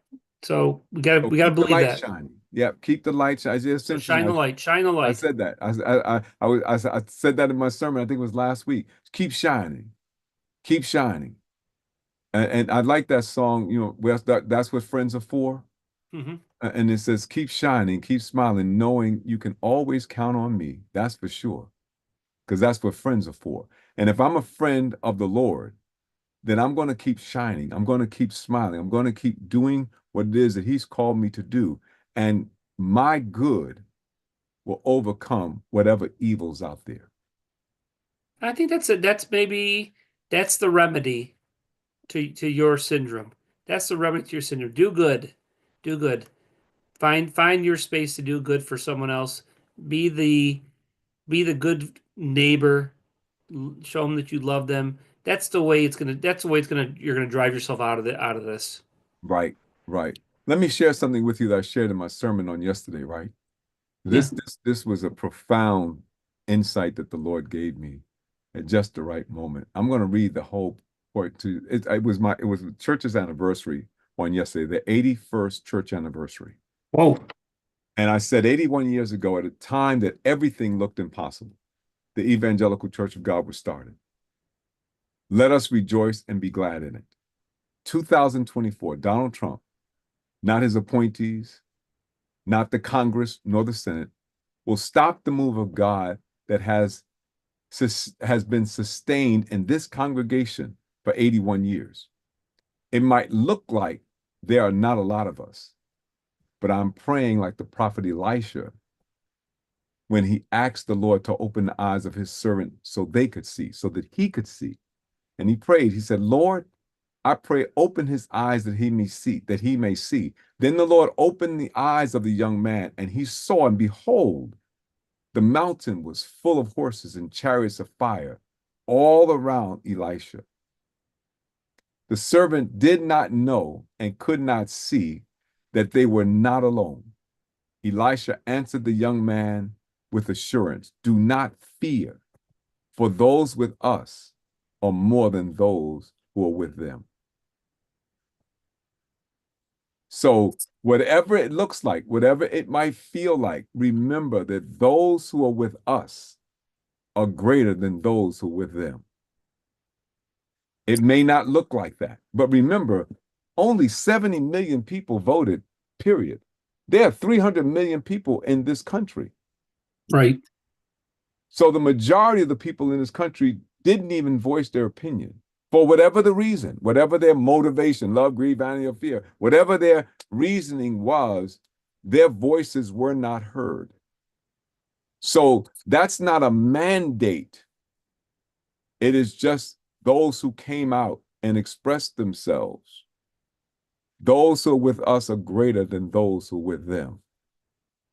Somehow or another, the message got to them that they should not voice their opinion in this particular race. Those are the people we're going to get to. Those are the people that we're going to reach. And we're going to do it by overcoming evil with the good that we do. Rotary, if I can plug them for a second, is an excellent vehicle for doing that, because what we do is we give service above ourselves on a regular basis. We do it not because we're trying to, and we can't be, it's not because we want to be known around the world, because we're probably the best kept secret of any organization around. Nobody knows about Rotary, but we do it because we have a sincere desire to help needy humanity, a sincere desire to do that. And then when people see it, they're like, wow, because a lot of people think that they're the only ones who are doing it. Then they meet people like you, Scott, people like me, who are actually engaged in doing this every day of our lives. And they're like, wow, I thought I was the only one. That's the thing that we got to change. That's the way we get past our P.T.E.D.S. is to engage and let them see that there are other people just like you. I'll go my Rotary plug here. I was on Saturday afternoon, morning, and late morning and early afternoon. We had our Rotary Foundation celebration for our Okay. district, and we were honoring we took time to not only learn about how to do grants and so you can make bigger impacts, but we honored all the clubs who actually received district grants and international grants, and we had a video of all the different things that the clubs had done during the course of the year with the grants that they had received. And there was about 105 people in the room from about representing about 40 different clubs in our district. And the nice thing is I knew just about all the people in the room, which is Mm. so great from your district governor. You get to know so many people. Right, right, right, And right. and so the video's playing, and I couldn't help but watch, so I started watching around the room, and I could just see the smiles creeping upon their face when they see this laundry list and these little videos of all these different projects that are being done and all the different impacts that are being made in our community. And people, I could just see the smiles creeping around their face, realizing, man, how great is it that we're doing good in the world? How great is it that we're making an impact? And in that moment, no one was thinking about, are you blue? Are you red? Are you left? Are you right? All that really Exactly, right? mattered, all All that I that mean, stuff is gone. and I know that half of us are from Canada in our district, so we're a little unusual. But they have their issues up there too as well politically, and so. But I couldn't help but think that we're all on the same team today because we're out there trying to do good work. and we're Yep. trying to make things a little better for somebody. And someone benefited from all these impacts, and maybe a lot of people did. Hmm. And and I think that's where it's at. That's where it's really at. And we Where's that? realized in that moment, in this group of people of very much diverse company I was in that day, that we all want the same thing. We all want the same thing. It didn't matter. And I thought that's what it's about. That's what it's really about. And we can focus on the negatives all day long, but when it comes right down to it, people can come together, and we can do good works, and that brings us together. And that's where our commonality lies. Again, we do Absolutely. end up having more in common than we have that divides us. Absolutely. Absolutely. I'm as a past district governor as you are. I still go to some of the meetings of different clubs. I haven't been to all of them, obviously, but I'm getting around to some of them. And what really, really, I guess, makes me feel good is when I walk into the room and they say, immediate past district governor Lauren, oh my God, it's so good to see you. I was like, and I'm shocked because you go and you do and you say, and I always end every time I spoke, I always say, I love you, and there's absolutely nothing that you can do about it. So get used to it. And they are now saying that to me. Oh my gosh, how great is that? Now, that's not something that they've ever done before. So this is an amazing thing, that I go to Chinatown and I go to, Scarsdale and I go to, different clubs and they're saying this to me. They're feeding back what I gave to them. That's what's exciting to me because I'm telling you that the good that you do overcomes evil every time that animosities that were existent. And someone, not one, several people said to me, this has been the most harmonious year we've ever had in our district. And I was like, really? Because I was not always involved in district work. So Yep. this was kind of new. So I was like, really? I said, I never really knew that. And they said, oh my God, it was so nice. It was like a breath of fresh air that came in and all of these kinds of things. And I'm not attributing any of that to me. I'm contributing it to do not be overcome by evil, but overcome evil with good. That Right. that there are more of us than there are of them. That this is where he wants us to be. He wants us to love one another. And if you're sincere, if I say it, I mean it. So if I tell you that I love you, I mean it from my heart. I may not like what you do, right? But the Bible never told me that I had to like what you do. But I can love the person and hate the deed, Right. right? So I don't like a lot of the things that took place in the election. I don't like what I saw. I don't like some of the attitude. I don't like the lying. I don't like the deception. I don't like any of those things, but I don't hate Trump as an individual. I love him. Yeah, y'all, I love him, but I Well, don't you're like you're what he you're you're stands called to for. do that. You're called. We're Absolutely. we're called to do that, though, aren't we? Absolutely. I don't like the things that he's doing. If I could sit down and talk with him one on one and have a heart to heart conversation with him, I would tell him that. So I don't hate you. I love you. And you know what I found out, Scott? That you can't talk the hell out of people. You can't beat the hell out of people. You can't ridicule the hell out of people, Mm-mm. but you can love the hell out of them. And that's what I try to do. I try to love people to the degree that it's hard to hate me because I love you so much. And Well, this is not new to me. I learned this over the years. and we have to admit that sentiment for some people is a very difficult one to engage in because they're overwhelmed and consumed by fear and hate. Yep. And so, the question is again, how do you get past that? That's where a lot of people find themselves in that space right now where they've created enemies among people they know because, you know, the seeds of division have been sown deep. Right. And so we've been told for years now that that person who thinks differently than you is evil. Right. And so we have to overcome that. And Right. again, your advice to us that you're going to love them even if you don't like what they stand for is a starting point, and you have to overcome that. Yeah, and we it's like forgiveness, and how do we forgive people, especially those who've really wronged us? And it's a hard thing to do because we're human. Yep. Oh, people carry hate for years and years and years, and we recognize that, and we all know it's bad. We've been told it's bad, and we know it's bad, and it's not good for your health to carry hate around because really, that's impacting you more than it's impacting the person that you hate. You're carrying that weight on you, and then I feel like a lot of this, people are carrying this on them, this election on them, and like going, you got to shed that like forgiveness. You got to shed this dislike of the people who vote unlike you, who have decided to go a different route. You got to shed that dislike of them. You got to shed that hate because you have to move on. You got to love them.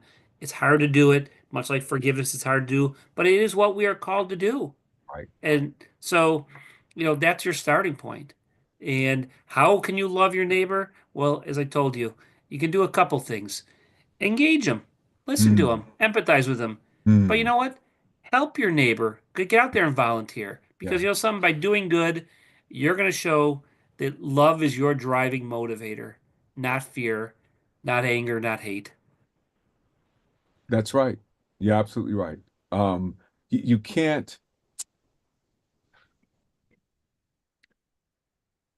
I'm gonna quote another scripture. Give and it shall be given unto you. Good measure pressed down, shaken together, and running over shall men give unto your bosom. For with the same measure that you use to give, the same measure is going to be used to give back to you. If you spur hate, that's what you're going to get back. Mm-hmm. If you distribute love, you're going to get it back. You we say the Bible says, "Be not deceived. God is not mocked. That which you sow, that too shall you reap." In the secular world, we understand that. We say what goes around comes around, right? You can't get away from it. It's there. The circle behind you, right? From Gordon's year, create hope in the world. Well, that's a circle. Circles really don't have any beginning and any end. It's continuous. And so if you're circling negativity, it's coming back. If you circle kindness and generosity and love and compassion, it's coming back. Because what really matters, hope matters. What really matters, faith matters. What really matters, compassion matters. They matter. So if you then decide that I'm not going to be compassionate because you weren't compassionate to me, well, who's that going to impact? As you said, right? Um, I'll say it a different way. My pastor says, you don't get ulcers from what you eat. You get ulcers from what's eating you. Mm-hmm. So we've Yep. got to figure this out, right? I mean, we have all of the tools in our belt. We have a Batman utility belt. They're all there. We just don't know how to use them. And the biggest one is love. Love. Agape. Creative, redemptive goodwill for all men. You love them not because you like them, but you love every man, every woman because God loves them. Now I don't like what you do, but I'm not talking about your deeds. I'm talking about your humanity. That's why as Rotarians we can serve needy humanity. We're not looking at them when we're trying to be of service to them, thinking about the way they voted or the way they think politically or the way they think about anything. We're just providing for them because they may not be able to do it for themselves. And Right. if they can, we can help them to do it better, right? That's giving from a humanistic perspective to help other human beings. It's not about What's in it for me? What am I going to get? I'm going to get the benefit of helping you do what you do. That's what I get. That makes me that gets me excited. That wakes me up in the morning. It allows me to go to bed and sleep comfortably and like a baby at night. Well, sometimes the easiest things to say are the hardest things for us to do. Oh, And I think, absolutely. and I, Absolutely. so I, Nobody so said it's I, going to be easy, Scott. no one says it's gonna be easy. No. No, but that's And why he gave you it know, you. That's why. faith is not easy, and Nope. that's why we're a work in progress all the time. So, do we expect people to get over this stuff immediately? No, but do those little things that'll be our building blocks to Yes. getting past that. To Yes. building bridge. Let's build bridges, not burn them down. Right. And I think that's where we have to be. And you hope that we don't need some kind of crazy big unifying event. I would have thought, I would have honestly thought that the COVID thing would have brought us together as a country, and ironically, it had the exact opposite effect. I Hmm. did not anticipate that. We certainly know that like an event like 9/11 brought us together, Yes, it did. Yes. and even though the outcomes weren't exactly the most ideal at the end of the day, in that moment of unifying spirit, we were there together because we were trying to lift each other up. And so, maybe in an odd way, that the division we have right now is that great opportunity for us to lift each other up and become more of a unifying thing to remind us that we are all part of this grand experiment and that we all have a place and we are, you know, a lot more in common than we are different. I And think I think that's very true. I think that's very, very true, Scott. I'm totally agreement. I think that, you know, some of the best things, and you cited it with Buchanan and others, but some of the best things that have happened to us individually look like the worst thing that's ever happened to us. I yeah, I, I I remember, I mean, I remember the day that my mother took her last breath. We were right there. She was 38 years old. She was a child. yeah, And I was right there. I saw it. I saw her with my own eyes. I felt the pain. And I remember saying this, making a commitment to myself. I will never fall in love with anybody because I don't ever want to feel this pain again. And I said, I'll never get close to people because I don't want to feel that pain. It was as if someone took a vice grip and put it on my heart and squeezed it and twisted it. I've never felt that kind of pain before. I had death in the family, but nothing like that. Nothing like that. I get that. And I remember saying that I would not love people. I would not do that because I don't want to experience that kind of pain again. But I am who I am today because I went through that then, Right. right? I do a lot of funeral and homegoing services and can provide a lot of comfort to some very deeply grieving people because I know what they're feeling. And then 5 years later, my dad died. He had cancer. And I was right there when he took his last breath. So, and I just look at those things. I would be somebody if my parents had lived, but I wouldn't be the person that I am today. I'd be somebody. I Right. don't know who that person would be, But but I know who I the arc of your am. life would have been different though because of Absolutely. that. Absolutely. It's interesting. On a little side note, I love that you talk about the homegoing ceremony, and it was a word I was very unfamiliar with until a few years ago when my wife gave me a book that she had read called Homegoing, Mm, and it is this just beautiful story of a person finding out about their family history in Africa and about this whole idea of homegoing, and it struck me as just the most beautiful way of describing this transition in your life. yeah. And I was grateful for my wife for giving me that book, and I've shared it with a couple other people because I think it's just a beautiful novel, and And I just love and like I said, I never had heard that phrase before. And I said, "What's homegoing?" She goes, "Read it and you're gonna find out." I said, "Okay, I'll read it. I'll read it and find out." And so now I hear that phrase and I'm like going, I absolutely love that phrase and I love what it symbolizes. And when a person hears that, it gives them a great amount of comfort in a very difficult time. Yep. Well, speaking of time, we're quickly running out of hours. So I'm going to give you a moment just to say whatever your closing remarks are, and then I'm going to come back and share what the Lord has placed on my heart to close out with. But I want to thank you in advance for this night. This has been great. Lauren, you are a good friend, and I was very excited when you gave me the off option and offer to come on tonight and spend this time with you. And listen, we are all going to be disappointed in an election result, one way or the other. Someone's Hmm. going to be disappointed.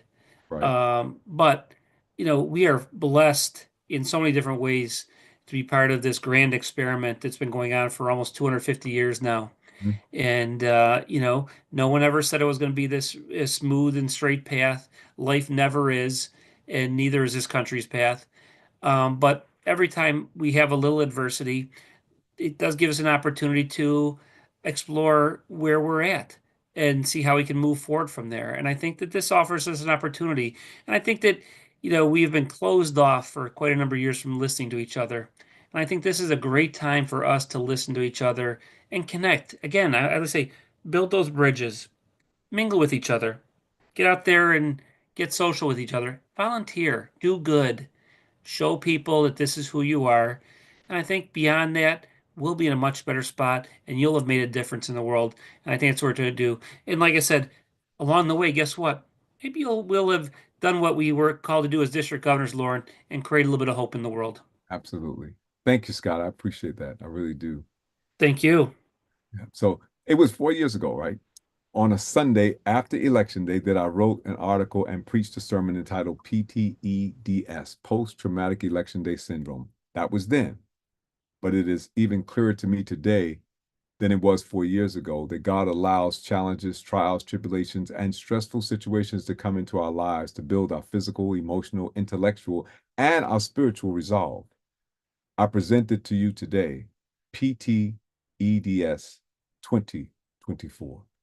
The Philippian text reminds us that our hope, our dreams, and our future are not dependent on the situations or the circumstances of life, no matter how overwhelming they may get. It reminds us that there is a truth, honesty, purity, love, positivity, virtuousness, and praiseworthy things in everything. The text reminds us to meditate, seek after, and to search for those things, for they will bring spiritual comfort through the storms and struggles of life. In my article and in my sermon 4 years ago, I challenged all of us to receive the circumstances and situations at that time with enthusiasm, knowing that God will never allow anything to come into our lives unless He has a plan to use them for our good. I'm encouraging you today the same way I encouraged you then. If the Lord brings you to it, He will bring you through it. The future of this nation will be determined by the way we handle these, our most difficult times. Without a doubt, the coming years will be some of the most challenging times we've ever endured as a nation. The question that the text raises is whether we will surrender to post-traumatic election day syndrome or pray, meditate, and work on those things that bring us to a heightened level of spiritual awareness, draws us closer together as a body of believers, and awakens the sleeping giant of Christ who resides in us. PTEDS, Post-Traumatic Election Day Syndrome. Thank you, Brother Scott D. Marson, for once more being my guest and for your transparency. Thank you for giving us another perspective on PTEDS 2024 and insight on how we can choose to thrive in what will be a very challenging time for many people in this country and abroad. Just as importantly, if not more, is the biblical perspective that we must embrace to treat any and every sign of post-traumatic election day syndrome. Please check your calendar. Now you need to put your screen back on for a second because I want to talk to you.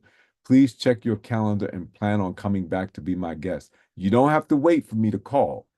If there's a topic that you like to address, give me a call and we'll make it work. Is that okay? Absolutely. Okay, good, good.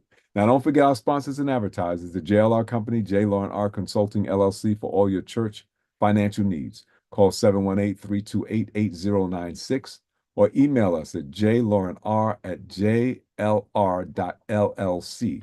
That's JLORENR@jlr.llc. It's not about the castle, it's about the kingdom. Matters of Faith, the book, you've heard about it tonight. This is the physical book. If you don't have a copy, you need to get a copy. And you can get it by sending, just use my Cash App, $Matters of Faith. The book is $24.15. It covers shipping and handling. And just make sure that you put your address in the Cash App, and I will make sure that I sign it and I'll send you the book. Now you can also get it as an ebook. www.smashwords.com/books/view/993-177. That information is in the chat, so you can see it there. Better Mag Magazine, www.abettermag.com. Awesome magazine, publishes every 3 months. They carry my column. So I'm inviting you and asking you to make sure that you subscribe. A 2-year subscription is only $27.50. So please, ma'am, please, sir, avail yourself of that opportunity. You'll find some wonderful articles there that will help you in your walk and in your development of relationship with the God that you serve. And please don't forget to subscribe, like, and share this Matters of Faith YouTube channel. That's Matters of Faith, the radio show YouTube channel. Telephone, text, email, message, any way you do it, but tell a friend to join us regularly on Matters of Faith, the radio show. We are now live on Matters of Faith, the YouTube channel. We also drop each episode on our Matters of Faith and J. Lauren Russell's Facebook groups. So please, ma'am, please, sir, subscribe, like, and share this Matters of Faith, the radio show YouTube channel. Make sure that you don't miss a single episode of Matters of Faith because you did not subscribe, like, and share this Matters of Faith radio show YouTube channel. Now, the Lord bless you, the Lord keep you. The Lord make his face shine upon you and be gracious to you. The Lord lift up his countenance upon you and give you peace.